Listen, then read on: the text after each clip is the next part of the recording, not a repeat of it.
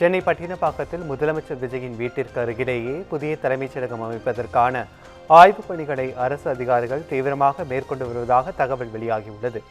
தற்போது பரிசீலிக்கப்பட்டு வரும் 17 ஏக்கர் நிலம் முதலமைச்சரின் இல்லத்திற்கு மிக அருகில் இருப்பதோடு கடற்கரையை ஒட்டியுள்ள பகுதி என்பதால் இந்த திட்டத்திற்கு முதலமைச்சர் ஒப்புதல் அளிப்பார் என்ற நோக்கில் அதிகாரிகள் பணிகளை விரைவுபடுத்தி வருவதாக தகவல் வெளியாகியுள்ளது.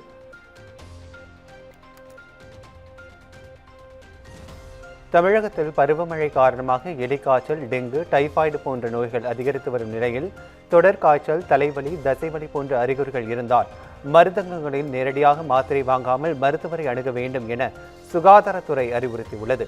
நோய் பரவலை கட்டுப்படுத்த தமிழ்நாடு முழுவதும் உள்ள அரசு மருத்துவமனைகளில் காய்ச்சலுக்கான தனி வார்டுகளை அமைக்கவும், நோயின் தீவிரத்திற்கு ஏற்ப பரிசோதித்து சிகிச்சை அளிக்கவும் மருத்துவ அதிகாரிகளுக்கு உத்தரவிடப்பட்டுள்ளது.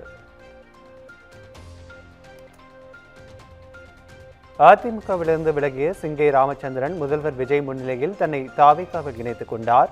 இதுகுறித்து தனது எக்ஸ் தளத்தில் பதிவிட்டுள்ள அவர், முதலமைச்சர் விஜய் அவர்களை நேரில் சந்தித்து அவரது முன்னிலையில் தமிழக வெற்றிக் கழகத்தில் இணைந்தேன் என குறிப்பிட்டுள்ளார்.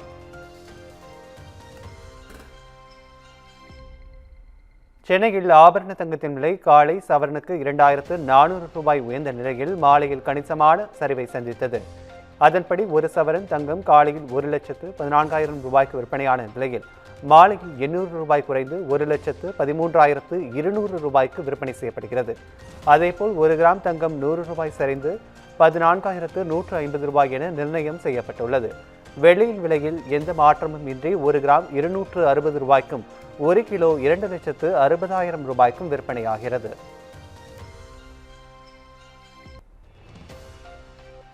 ஈரோடு மாவட்டம் பவானி அருகே குப்பிச்சிப்பாளையத்தில் அரசு பள்ளியில் மின்சாரம் தாக்கி பள்ளி மாணவன் பரிதாபமாக உயிரிழந்த நிலையில் பெற்றோர் மற்றும் உறவினர்கள் பள்ளியை முற்றுகையிட்டு போராட்டத்தில் ஈடுபட்டனர். குப்பிச்சிப்பாளையத்தில் உள்ள அரசு உயர்நிலைப் பள்ளியில் படித்து வந்த ஈஸ்வரன் என்ற மாணவர் மதிய உணவை சாப்பிட்டுவிட்டு கை கழுவதற்காக சென்றுள்ளார். அப்போது உயர்நிலைப் பள்ளியில் தண்ணீர் வராததால் அருகில் இருந்த அரசு துவக்க பள்ளிக்கு ஈஸ்வரன் சென்றுள்ளார். அப்போது அரசு துவக்க பள்ளியில் கீழே தொங்கிக் கொண்டிருந்த மின்சார உயரை மாணவர் மிதித்ததால் மின்சாரம் தாக்கி பரிதாபமாக சிறுவன் உயிரிழந்தார். இது குறித்து தகவலறிந்த ஈஸ்வரனின் பெற்றோர் மற்றும் உறவினர்கள் பள்ளியை முற்றுகையிட்ட நிலையில் சக பள்ளி மாணவர்கள் மற்றும் பெற்றோர்கள் சாலை மறியலில் ஈடுபட்டனர். கோவையில் தனியார் பொறியியல் கல்லூரியில் 3ஆம் ஆண்டு படித்து வந்த மாணவரை சக மாணவர்கள் அடித்து கொலை செய்த சம்பவம் அதிர்ச்சியை ஏற்படுத்தியுள்ளது. கள்ளக்குறிச்சியை சேர்ந்த அமுதன் என்பவர் தனியார் பொறியியல் கல்லூரியில் படித்து வந்தார். இவர் கல்லூரி விடுதியில் தங்கியிருந்த நிலையில் அருகில் போதைப் பொருட்கள் பயன்படுத்திய மாணவர்கள் குறித்து கல்லூரி நிர்வாகத்திடம் கூறியுள்ளார். இதனால் போதைப்பொருள் பயன்படுத்திய மாணவர்கள் அமுதனை தாக்கிய நிலையில் அமுதனை வெளியே அறை எடுத்து தங்கிக் கொள்ளுமாறு கல்லூரி நிர்வாகம் விடுதியில் இருந்து அனுப்பியுள்ளது. இதையடுத்து அமுதனும் கல்லூரிக்கு வெளியே உள்ள தனது நண்பரின் அறையில் சென்று தங்கியுள்ளார். இந்நிலையில் போதைப்பொருள் பயன்படுத்திய மாணவர்கள் அமுதன் தங்கியிருந்த அறைக்கு சென்று அவரை சரமாரியாக தாக்கியுள்ளனர். இதில் படுகாயமடைந்த அமுதன் மருத்துவமனைக்கு அழைத்து செல்லும் வழியிலேயே பரிதாபமாக உயிரிழந்தார்.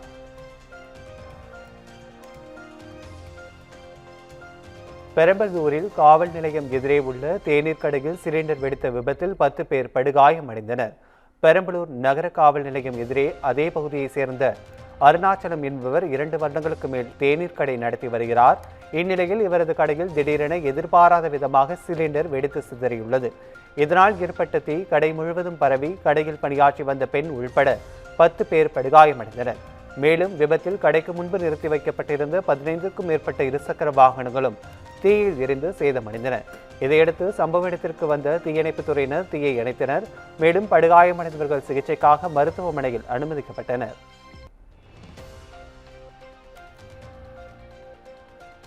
நெல்லையில் இன்ஸ்டாகிராம் மூலம் பழகி 17 வயது சிறுமியை கடத்திச் சென்ற ஓட்டுநர் போக்சோ சட்டத்தின் கீழ் கைது செய்யப்பட்டுள்ளார். தச்சநல்லூர் பகுதியைச் சேர்ந்த தம்பதியின் 17 வயது மகள் பள்ளி படிப்பை பாதியில் நிறுத்திவிட்டு சூப்பர் மார்க்கெட் ஒன்றில் வேலைக்கு சென்று வந்ததாக தெரிகிறது. இந்நிலையில் சிறுமி இன்ஸ்டாகிராம் மூலம் நாகப்பட்டினத்தை சேர்ந்த செல்வராஜ் என்பவருடன் பழகி வந்துள்ளார். தொடர்ந்து காதலிப்பதாக ஆசை வார்த்தை கூறி அவர் சிறுமியை கடத்திச் சென்றதாக தெரிகிறது. இதுகுறித்து அளிக்கப்பட்ட புகாரின் பேரில் போலீசார் நாகப்பட்டினத்திற்கு சென்று சிறுமியை மீட்டனர். மேலும் இளைஞரை போக்சோ சட்டத்தின் கீழ் கைது செய்தனர்.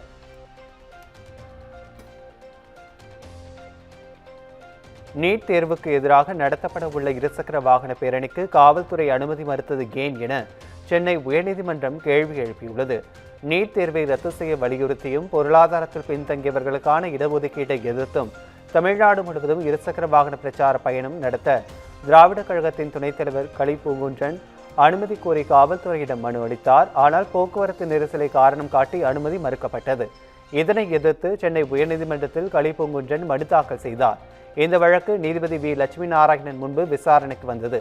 அப்போது பேச்சுரிமை கருத்துரிமையைப் போல போராடுவதும் மக்களின் அடிப்படை உரிமை என்றும் நீட் தேர்வுக்கு எதிரான இருசக்கர வாகன பேரணியை முடக்குவது ஏன் எனவும் காவல்துறைக்கு கேள்வி எழுப்பினர். இதையடுத்து பேரணிக்கு அனுமதி மறுத்ததற்கான காரணங்கள் குறித்து கூடுதல் விளக்கம் அளிக்க காவல்துறை தரப்பில் அவகாசம் கோரப்பட்டது. இதனை ஏற்றுக்கொண்ட நீதிபதி வழக்கின் விசாரணையை ஆகஸ்ட் 17ஆம் தேதிக்கு தள்ளி வைத்தார்.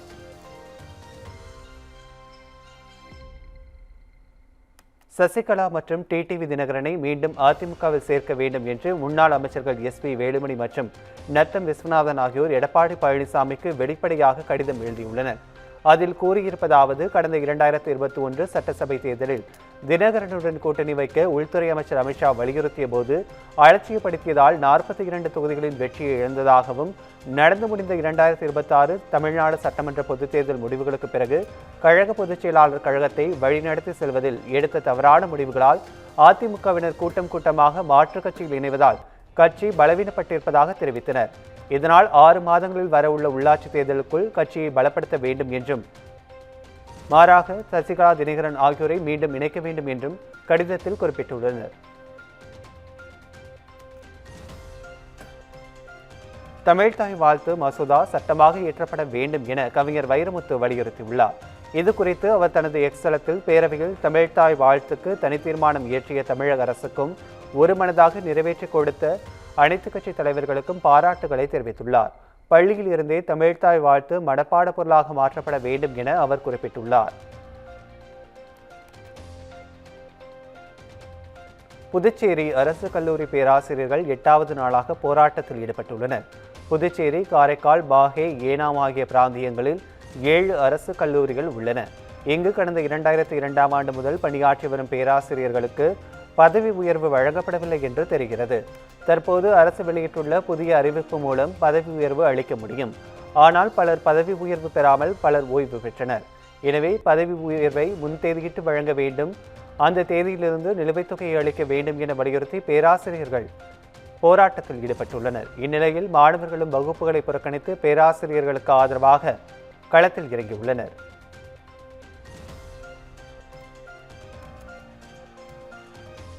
சென்னை பெரியார் நகர் அரசு மருத்துவமனையில் சுற்றித் திரியும் தெரு நாய்களால் பொதுமக்கள் அச்சமடைந்துள்ளனர். மருத்துவமனை வாயில் மற்றும் உட்புற வளாகத்தில் நாய்கள் அங்கும் இங்கும் உலாவி வருவதால் நோயாளிகள் கடும் சிரமத்திற்கு ஆளாகியுள்ளனர். அது மட்டுமின்றி மருத்துவமனை வாயிலேயே சிலர் மதுபானம் குடித்துவிட்டு பாட்டில்களை அங்கேயே போட்டுவிட்டு சென்றுள்ளனர். இது தொடர்பாக துறை சார்ந்த அதிகாரிகள் நடவடிக்கை எடுக்க வேண்டும் என பொதுமக்கள் கோரிக்கை விடுத்துள்ளனர்.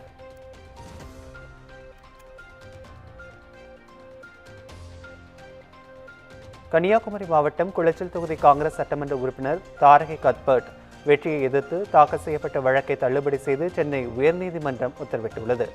நடந்து முடிந்த சட்டமன்ற தேர்தலில் குளச்சல் சட்டமன்ற தொகுதியில் 62,210 வாக்குகள் வித்தியாசத்தில் காங்கிரஸ் சட்டமன்ற உறுப்பினர் தாரகை கத்பர்ட் வெற்றி பெற்றார்.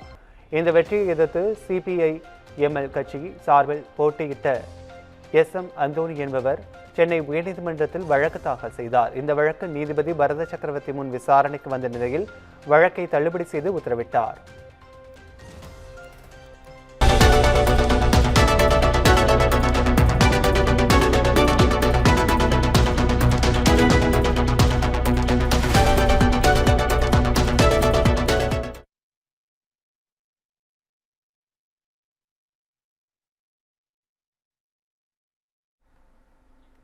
டெல்லியில் பிரதமர் மோடி தலைமையில் நடைபெற்ற NDA கூட்டத்தில் சுதந்திர தினத்தை முன்னிட்டு அனைவரும் தேசிய கொடியை கையில் ஏந்தி உற்சாகமடைந்தனர். நாடாளுமன்ற வளாகத்தில் பிரதமர் மோடி தலைமையில் தேசிய ஜனநாயக கூட்டணி MPக்களின் கூட்டம் நடைபெற்றது. இதில் மத்திய அமைச்சர்கள் அமித்ஷா, நிர்மலா சீதாராமன், ராஜ்நாத் சிங் மற்றும் NDA கூட்டணி MPக்கள் பங்கேற்றனர். இதில் பிரதமர் மோடி உட்பட அனைவரும் கைகளில் தேசிய கொடியை ஏந்தி தங்களது தேசபக்தியையும் ஒற்றுமையையும் வெளிப்படுத்தினர்.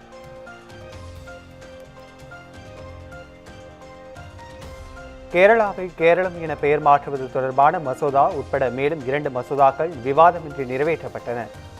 நாடாளுமன்ற மழைக்கால கூட்டத்தொடரின் 16வது நாள் அமர்வு இன்று காலை 11 மணிக்கு தொடங்கியது. அவை தொடங்கியவுடன் போராட்டத்தில் ஈடுபட்ட மாணவர்கள் மீதான காவல்துறை நடவடிக்கை மற்றும் ராமர் கோவில் நன்கொடைகள் திருடப்பட்டதாக கூறப்படுவது குறித்து அரசிடமிருந்து பதில் கோரி எதிர்க்கட்சிகள் கடும் அமளிக்கு மத்தியில் பிற்பகல் 2 மணிக்கு அவை கூடியது. அப்போது தீர்ப்பாயம் சீர்திருத்த மசோதா, கேரளாவின் பெயரை கேரளம் என மாற்றும் மசோதா உள்ளிட்ட 3 மசோதாக்களும் குரல் வாக்கெடுப்பு மூலம் விவாதமின்றி நிறைவேற்றப்பட்டது.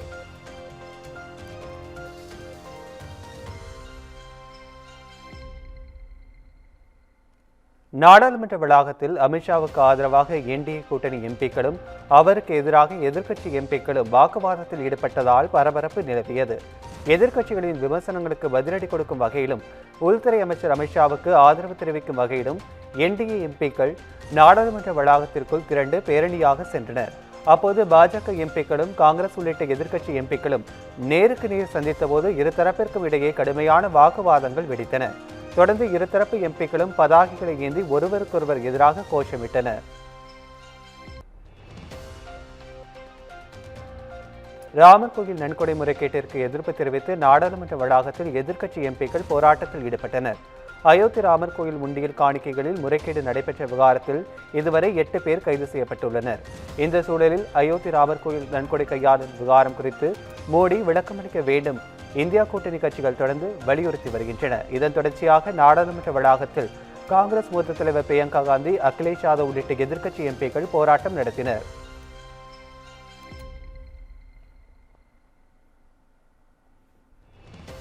எஸ்ஐஆர் நடவடிக்கையின் போது பெயர் நீக்கம் செய்யப்பட்டவர்களுக்கான தீர்வு குறித்த விவரங்களை சமர்ப்பிக்க இந்திய தேர்தல் ஆணையத்திற்கு உத்தரவிடப்பட்டுள்ளது.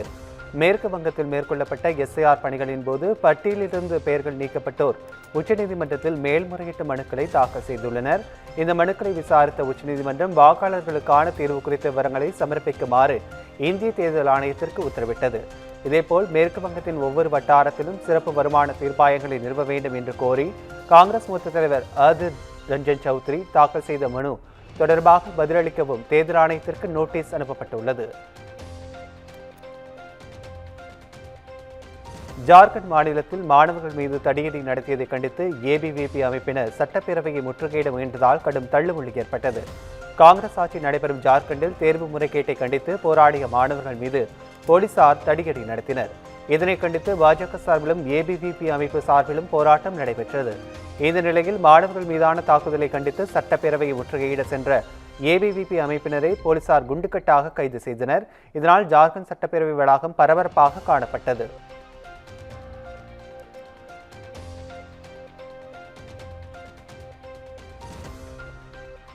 சிறப்பு தீவிர திருத்த நடவடிக்கைக்கு பிறகு பெங்களூரு வாக்காளர் பட்டியலில் தனது பெயர் விடுபட்டுள்ளதாக பிரபல நடிகர் பிரகாஷ் ராஜ் குற்றம் சாட்டியுள்ளார். இது குறித்து அவர் தனது எக்ஸலத்தில் தான் பிறந்து வளர்ந்து படித்ததுடன் நாடாளுமன்ற தேர்தலிலும் போட்டியிட்ட சொந்த தொகுதியிலேயே போலீசார் குண்டுக்கட்டாக கைது செய்ததாகவும் இதனால்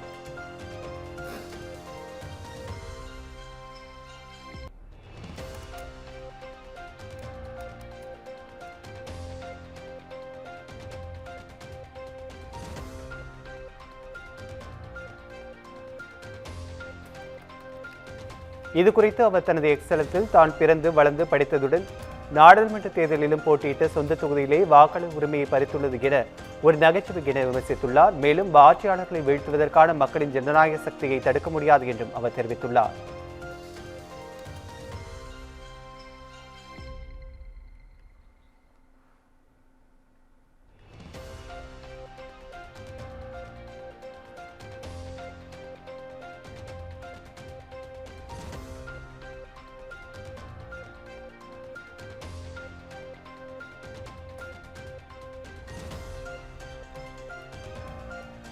மருத்துவ மாணவியை பாலியல் வன்கொடுமை செய்ததாக கூறப்படும் குற்றச்சாட்டின் பேரில் டெல்லி கேபிட்டல்ஸ் அணியின் வீரர் அபிஷேக் போரல் கைது செய்யப்பட்டார்.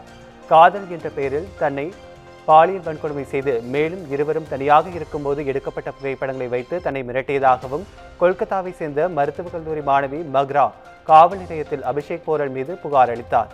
இதன் அடிப்படையில் அபிஷேக் உட்பட 2 பேர் காவல்துறையினர் வழக்கு பதிவு செய்தனர். இந்த வழக்கை விசாரித்த கொல்கத்தா உயர்நீதிமன்றம் ஜூலை 20ஆம் தேதி அபிஷேக் பொருளை கைது செய்ய உத்தரவு பிறப்பித்தது. இதையடுத்து இன்று மேற்குவங்க காவல்துறையினர் அபிஷேக் பொருளை கைது செய்து நீதிமன்றத்தில் ஆஜர்படுத்தினர்.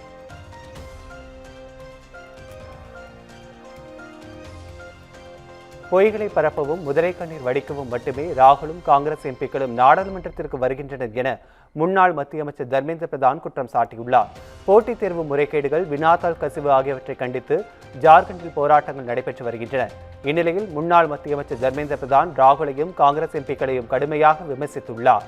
இதுகுறித்து அவர் தனது எக்ஸ் தளத்தில் உள்துறை அமைச்சர் அமித்ஷா மீது ஆதாரமற்ற உண்மைக்கு மாறான பொய்யான குற்றச்சாட்டுகளை முன்வைப்பது ராகுல் மற்றும் காங்கிரசின் அரசியல் விரக்தியை காட்டுகிறது என குறிப்பிட்டுள்ளார்.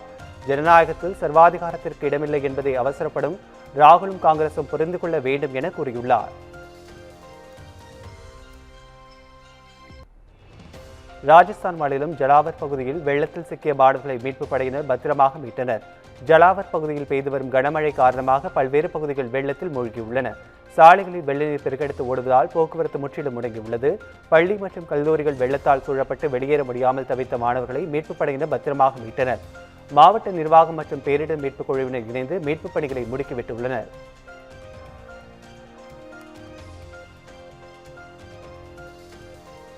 மேற்கு வங்க மாநிலம் ஜல்பைகுரி அருகே 14 அடி நீளமுள்ள காயமடைந்த ராஜநாகத்திற்கு வெற்றிகரமாக சிகிச்சை அளிக்கப்பட்டது. ராஜநாகங்கள் உலகிலேயே மிக நீளமான விஷப்பாம்பு வகையாகும். இவை காடுகளின் உணவுச் சங்கிலியையும் சூழலியல் சமநிலையையும் பராமரிக்க உதவுகின்றன. இந்நிலையில் நகரகட்டாவில் 14 அடி நீளமுள்ள ராஜநாகம் காயமடைந்தது. தகவலறிந்து வனத்துறையினர் மற்றும் மருத்துவ குழுவினர் சம்பவ இடத்திற்கு சென்றனர்.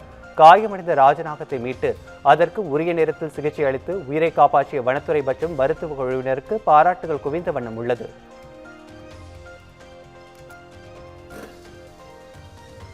கர்நாடக மாநிலம் பெங்களூரு அருகே சுரங்கப்பாதை கட்டுமான பணியின் போது மண் சரிவு ஏற்பட்டு 2 தொழிலாளர்கள் உயிரிழந்த சம்பவம் சோகத்தை ஏற்படுத்தியுள்ளது. பெங்களூரு மேம்பாட்டு ஆணையம் சார்பில் கண்டிவரா ஸ்டுடியோ அருகே சுரங்கப்பாதை பணி நடந்தது. அப்பகுதியில் சுமார் 20 அடி ஆழத்திற்கு சாலை தோண்டப்பட்டு பணிகள் நடைபெற்று வந்தன. இந்நிலையில் திடீரென மண் சரிவு ஏற்பட்டு விபத்துக்குள்ளானதில் ஒடிசாவை சேர்ந்த சோனராம், பரிமல் ஆகிய 2 பேர் சம்பவ இடத்திலேயே உயிரிழந்தனர். சாடனன், சுனில் மற்றும் இர்மியாஸ் ஆகிய 3 தொழிலாளர்கள் காயங்களுடன் மீட்கப்பட்டு மருத்துவமனையில் அனுமதிக்கப்பட்டுள்ளனர். மீட்புப் பணியில் தீயணைப்புத் துறையினர் மற்றும் காவல்துறையினர் ஈடுபட்டு வருகின்றனர். திருப்பூர் மாவட்டம் பல்லடம் அருகே காதல் விவகாரத்தில் தாய் மகள் கொலை செய்யப்பட்ட சம்பவம் அதிர்ச்சியை ஏற்படுத்தியுள்ளது. பச்சாப்பாளையம் பகுதியைச் சேர்ந்த பூவரசியும் திண்டுக்கலை சேர்ந்த அக்ஷயும் இன்ஸ்டாகிராம் மூலம் பழகி காதலித்து வந்ததாக தெரிகிறது. இதையறிந்த பெற்றோர் கண்டித்ததை அடுத்து பூவரசி இளைஞருடன் பேசுவதை தவிர்த்து வந்துள்ளார். இதனால் ஆத்திரமடைந்த அக்ஷய் அவரது வீட்டிற்கு சென்று காதலியையும் அவரது தாய் தனலட்சுமியை அரிவாளால் வெட்டி கொலை செய்தார். சத்தம் கேட்டு வந்த அக்கம் பக்கத்தினர் இளைஞரை பிடித்து போலீசாரிடம் ஒப்படைத்தனர். அவரை கைது செய்த போலீசார் இச்சம்பவம் குறித்து விசாரணை நடத்தி வருகின்றனர்.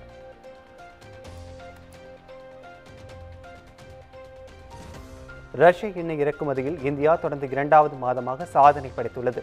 ஜூலையில் 60,000 கோடி ரூபாய் மதிப்புள்ள கச்சா எண்ணெயை வாங்கியுள்ளது. இது ஜூன் மாதத்தை விட 2.1% அதிகமாகும். அதாவது ஜூலையில் நாள் ஒன்றுக்கு 2.8 பில்லியன் பேரல்களை இறக்குமதி செய்துள்ளது. இதுவே இதுவரை பதிவான மிக உயர்ந்த மாதாந்திர இறக்குமதி அளவாகும். நாட்டின் தேவைகளில் 55.5% ரஷ்யாவிலிருந்து வருவது குறிப்பிடத்தக்கது.